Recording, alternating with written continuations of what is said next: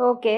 మనం ఆత్మ గురించి మాట్లాడుకున్నాం కాబట్టి, దేవుడికి అంటే రూపం ఉండదు. ఆత్మస్వరూపం తప్పితే వాళ్ళకి రూపం ఉండదు అని అంటారు కదా! మరి చూపిస్తానని అన్నారు. ఇది ఎలా అసలు సాధ్యమయ్యేది? భగవంతుడు వచ్చేసరికి నిరాకార రూపుడు మరియు సాకార రూపుడు. చాలామంది ఆర్గ్యుమెంట్లు సాకార రూపం, భగవంతుడు రూపం లేదని వీళ్ళు చెప్తుంటారు. కానీ గీతలో మనకు అందరికీ తెలిసిందే ఒకటి ఉంటుంది. ఒకే ఒక సాధనగా యదా యదా హి ధర్మస్య గ్లానిర్భవతి భారతః అనేసి శ్రీకృష్ణ భగవానుడు చెప్పాడు. ఎప్పుడైతే అధర్మం పెచ్చురేగిపోతుందో అప్పుడు నేను ధర్మం కోసం శరీరాన్ని దాల్చి వస్తాననేసి. ఆయన అంశ ఉంటుంది. ఆ పరబ్రహ్మ అంశ ఏదైతే ఉంటుందో అంశ ఉంటుంది. ఇప్పుడు ఆ శ్రీకృష్ణ భగవానుడు మనం నమ్మేది ఆయన చరిత్రలో ఉన్నది, సాక్ష్యాధారాలు ఉన్నవి, చాలామంది చూసిన వాళ్ళే. అదే మనం డైరెక్ట్గా కూడా విద్య ద్వారా కూడా మనం చూడవచ్చు అనమాట. అది అంశ అనేది ప్రతి ఒక్క భక్తుడి కానీ లేదా శాస్త్ర ప్రకారం కానీ ఎక్కడైతే మనం స్థాపన చేసి మంత్రపూర్వకంగా మనం నిలబెట్టగలుగుతామో అక్కడ శక్తి అనేది దేవతా శక్తి ఉంటుంది ఖచ్చితంగా. నేను ఆ రకమైన శక్తిని మాత్రమే మనం చూడగలుగుతాము, కొన్నిటిని మాత్రం కంట్రోల్ చేయగలుగుతాము. అలాగా కంట్రోల్ అంటే ఏ విధంగా చేయాలి? అంటే రిక్వెస్ట్ మీద ఏదైనా అవసరానికి మాత్రము అంటే ప్రార్థన చేసి వేడుకోవడం కానీ ఏదైనా మాకు కొంచెం పని చూడమనేసి కొన్ని విధానాలు ఉంటాయి. ఆ విధానాల ప్రకారం చేయగలుగుతాం. ఇంకా ఇందులో ఇంకేమైనా ఉంటాయంటారా? లైక్ దేవతల్ని ప్రతిష్ఠించడమే కాకుండా ఇంకా సాధన చేయడం వల్ల ఇంకేమేమి చేయగలచ్చు అంటారు? సాధనకి పరిపూర్ణత ఎప్పుడు అవుతుందంటే జ్ఞానంతో కూడుకున్న సాధన అంటే సాధన పరులు కానీ మీకు అంటే సగుణ రూపంలో చేసే సాధన ఎలా వస్తుంది అంటే వీళ్ళు పరబ్రహ్మతత్వం ఉన్నారు అని తెలుసు. అలాగే ఇప్పుడు సపోజ్ మీకు వెంకటేశ్వర స్వామి ఇష్టము, ఆయనే సర్వస్వం అనుకొని చేస్తారు, ఆయనే పరబ్రహ్మ స్వరూపం అని చేస్తారు. మరి అప్పుడు వెంకటేశ్వర స్వామికి ఆకారాత్మ ఉంది కదా, మరి ఆయన లేరంటారా? ఆయన పరబ్రహ్మం కాదంటారా? అది సగుణ రూపంలో ఒక ఆకారాన్ని ఏదైతే ఉంటుందో తీసుకొని పరబ్రహ్మ స్వరూపంగా మనం అనుష్ఠానం చేస్తాము దేవతని.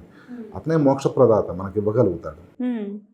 సో ఇలా చేయడం వల్ల అయితే మనకి చూడగలము అని అంటున్నారు. ఖచ్చితంగా సగుణ రూపం, నిర్గుణ రూపాన్ని 2 సాధనలు చేసే వాళ్ళు చాలామంది ఉన్నారు. వీటిల్లో వచ్చేసరికి సాధారణంగా ప్రతి ఒక్కళ్ళు కూడా సగుణ రూప మార్గం నుంచి స్టార్ట్ అయ్యి నిర్గుణ రూపానికి వెళ్తారు. అంటే ఏ ఆకారం లేని పరబ్రహ్మతత్వం ఏదైతే ఉంటుందో, జ్ఞానస్వరూపము, తేజస్సుకు సంబంధించిన ఏ శక్తి అయితే ఆత్మసాక్షాత్కారం అనేది ఉందో అది సగుణ రూప మార్గంలో మాత్రమే సాధన చేసుకుంటూ చివరికి ఆ స్థాయికి శరీరాన్ని తీసుకెళ్ళి తన జ్ఞానాన్ని పెంచుకొని సాధన చేసి తన జన్మ సార్థకత చేసుకుంటారు. ఆ ప్రయత్నమే ఇది ఎంత ప్రాసెస్ అంతా. ఇప్పుడు మనం నడిచేటప్పుడు తల్లి కనుక పిల్లవాడిని ఎలా ఏలు పట్టుకొని నడిపించుకుంటూ తీసుకెళ్తుందో అదేవిధంగా సగుణ రూపం అనేది ఒక దేవత అనేది ఖచ్చితంగా ఒక తల్లిలాగా మనల్ని డీల్ చేస్తుంది. ఖచ్చితంగా మనం చూసుకుంటూ తన పరబ్రహ్మతత్వం వైపు నడిపించుకుంటూ తీసుకెళ్తుంది. అంతేకాని మొత్తం దేవత కూడా నేనే మొత్తం ఇచ్చేస్తానని కాదు. ఖచ్చితంగా ఆ దేవతానుగ్రహంతో ఆ దేవత తీసుకెళ్తుంది. జ్ఞానాన్ని కొంచెం కొంచెం ప్రసాదించుకుంటూ ఆ దేవత అనేది పరబ్రహ్మతత్వం కోసం ఖచ్చితంగా తీసుకెళ్తుంది. అది జరిగేది వాస్తవం. అది మరి ఇవి సాధనలో బయట చాలామంది చెప్పేది ఏంటంటే ఎలాంటి సాధన చేయాలో ఆ పుస్తకం బట్టి పట్టేసి దాంట్లో ఉన్న పుస్తకమైన సంబంధమైన జ్ఞానంతో మాత్రం మాట్లాడితే అది కష్టంగా ఉంటుంది.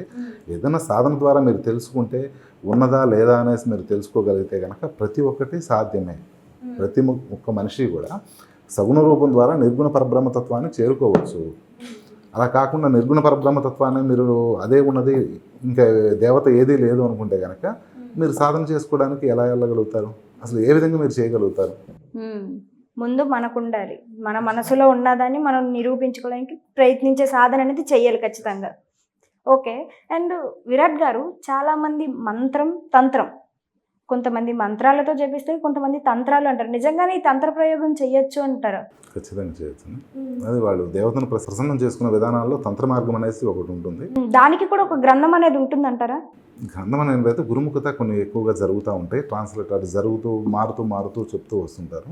అవి అద్భుతంగా పనిచేస్తుంటాయి. అవి మీకు బయట ఎక్కడా చూడనివి మేము కార్యక్రమాలు చేసేది. ఆ కార్యక్రమాలు ఒక స్థాయికి వచ్చిన శిష్యులకు మాత్రం రహస్యం చెప్పేసి విద్యను వాళ్ళకి పూర్తిగా ఇవ్వడం జరుగుతుంది. సాధారణంగా ప్రతి ఒక్కళ్ళు ఎవరైనా నేర్చుకుంటే కనుక ఏదన్నా ఒక మామూలుగా ఒక మంత్రాన్ని అనుష్ఠానం చేయండి, దానికి సంబంధించిన ఇలా అంటే ఒక నియమ నిబంధనలు కానీ, ఒక కూర్చునే విధానం కానీ, దాన్ని చేసే విధానం కానీ అంతవరకు చెప్తే అంతవరకు అతనికి దర్శనం అవుతుంటుంది. తన అనుష్ఠాన బలం మీద బుద్ధి సక్రమంగా ఉంది, అంత 10 మందికి మంచి చేయగలుగుతాడు అనుకున్నప్పుడు మాత్రం ఖచ్చితంగా ఆ రహస్యాలు చెప్పేస్తాను.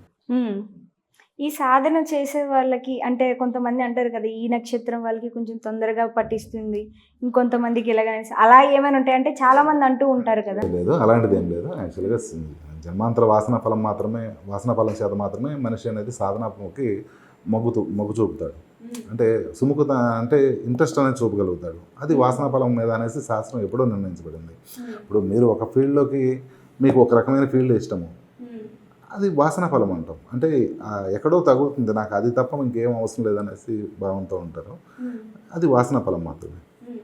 కొంతమంది ఎందుకంటే ఇదే శాస్త్రంలో చాలా క్లారిటీగా చెప్పారు.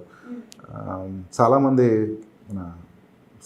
మాలో ఎలా చెప్పాలంటే మీకు సాత్విక రూపంలో దేవతను ఆరాధిస్తుంటారు భక్తి మార్గంలో, కొంతమంది రాజస విధానంలో ఆరాధిస్తుంటారు, కొంతమంది తామస విధానంలో వెళ్తుంటారు, చేయకూడని పనులన్నీ చేస్తుంటారు, చేయకూడని సాధనలన్నీ కూడా దారుణమైన సాధనలు చేస్తుంటారు.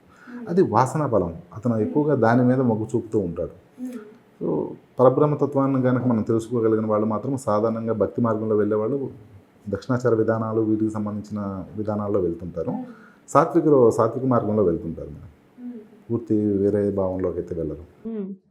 విరాట్ గారు, ఫైనల్ క్వశ్చన్, మీరు ఎంతకాలం సాధన చేశారు, ఎంతమంది దేవుళ్ళని మీరు ప్రతిష్ఠించి చూపించగలరు?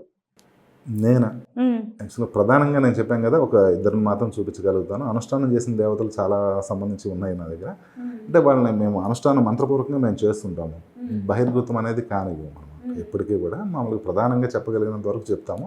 అవి ఎప్పటికి నేను ఏం చేశాను అనేది యాక్చువల్గా నిజానికి మాకు తెలిసిన వాళ్ళకి కూడా ఎవరికి చెప్పము అన్నమాట.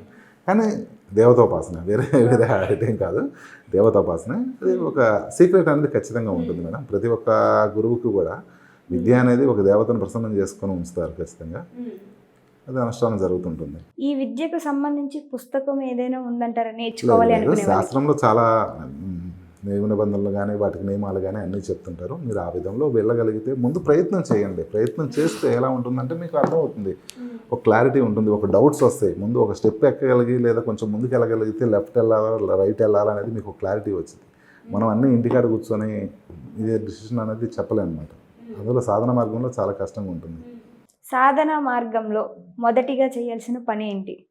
ఖచ్చితంగా అతను భగవంతుడి మీద నమ్మకం కలిగి ఉండాలి, భక్తిభావం ఉండాలి.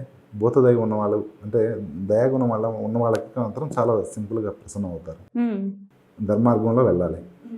ఇలాంటి వాళ్ళకి మిగిలినవన్నీ జరిగిపోతుంటాయి. ముందు వాళ్ళు ప్రయత్నం చేస్తే అది నడుచుకుంటూ వెళ్ళిపోతుంది, కామన్గా జరిగిపోతుంటాయి.